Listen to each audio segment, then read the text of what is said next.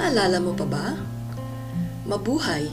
Ito po ang inyong lingkod, Hurley, para sa panibagong podcast, ang Naaalala mo pa ba? Ang konsepto ng podcast na ito ay pagbibigay alaala sa mga nakagisnan sa buhay, mga di malilimutang sandali o ang pangyayari na nagpasaya, nagpaiyak at nagbigay ng iba't ibang emosyon sa atin. Hayaan niyo akong alalahanin ang iba't ibang parte ng buhay na maaaring sarili kong karanasan, namasdan at natutunan sa iba't ibang tao sa aking paligid. Ito'y ilalahad ko sa isang tula. Halina at samahan akong bigyang buhay ang mga alaala ng kahapon na nagmulat at bumuo ng ating pagkatao. Sa tahanan, naaalala mo pa ba nung ika'y bata pa? Kung saan payak at simple ang buhay?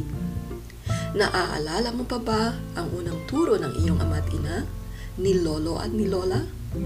Na ang paggalang sa matatanda dapat pakatandaan at sundin? Na ang paggamit ng po at opo, pagmamano sa nakakatanda sa iyo ay dapat palagiin? Na ang pagsunod sa gawaing bahay at pagiging masinop sa pag-aaral, lahat ng ito'y pangaral na nagsisilbing gabay mo sa iyong tagumpay? Sa tahanan rin nabuo ang kaalaman habang naririnig mo sa iba't ibang usapan ng iyong mga magulang.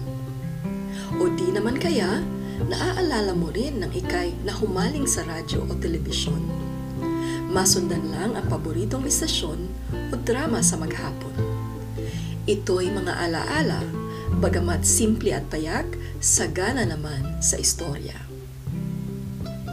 Sa paaralan, naaalala mo pa ba nang ika'y natutong magsulat, magbilang at magbasa? Sa mga lumang magasin, libro o dyaryo, ika'y nakatingin at nag-iisip ng malalim? Naaalala mo ba nang ika'y papasok na sa eskwela? Maaaring sa private or public school ka napunta? Magkaiba man ang experience, tiyak akong kasama doon ang kwela sa eskwela. Mga kaklasing di mo malimutan, kasama mo sa kulitan man o kalukuhan. Mga gurong naging gabay upang hubugin ka sa buhay. Sila ang naging sandalan mo sa anumang problema sa eskwela. Mapa-Ingles, matematika, siyensya, sibika at kultura.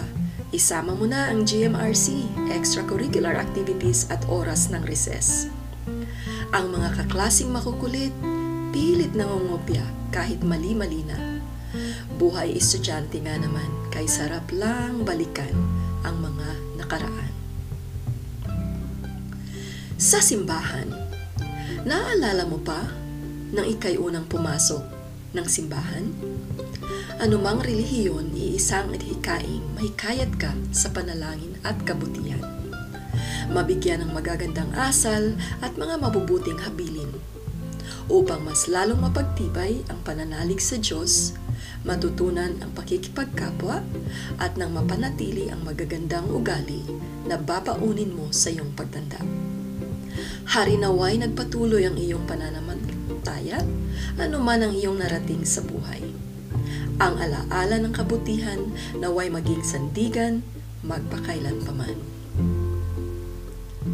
Sa lansangan, malayang nakakapaglaro sa kalye, mga bata sa dekada 70, 80 o 90. Masayang maghabulan, makikipagtagu-taguan, magtumbang preso, piko o di naman kaya ay bahay-bahayan o karera sa takbuhan. Dito hinubog ang iyong pakikipagkapwa at pakikipagkaibigan. Dito mo rin natutunang madapa, masugatan o masaktan. Nakakagala ka ng malaya sa kalsada ng walang takot o anumang disgrasya. Nagagamit mo ang iyong buong katawan sa iba't ibang klasing larong kalye. Nariyan ang ika'y pagpawisan ng walang tigil mong kalalaro kasama ang mga kababata at kaibigan. Ay, kay sarap maalala nang ako at ika'y mga bata pa. O siya, ito'y panimula lamang sa mga mumunting alaala upang maipakilala sa inyo ang intensyon ng aking podcast.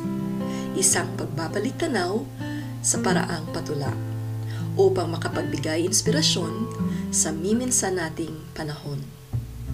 Tandaan lamang, ang kasabihang, ang hindi lumingon sa pinanggalingan ay, kayo na po ang bahalang dumugtong. Salamat ng marami sa pakikinig at pagsubaybay. Tuloy lamang po tayo sa pag-subscribe, follow and like, at pipilitin kong alalahanin ang marami pang bagay sa muli nating pagbabalik tanaw. Sa mga alaalang minsay kaagapay natin sa anumang karanasan sa buhay. Malungkot, masaya, may halong kabiguan at tagumpay, alaala ng kahapon ay walang humpay. Salamat po, hanggang sa susunod pang alaala.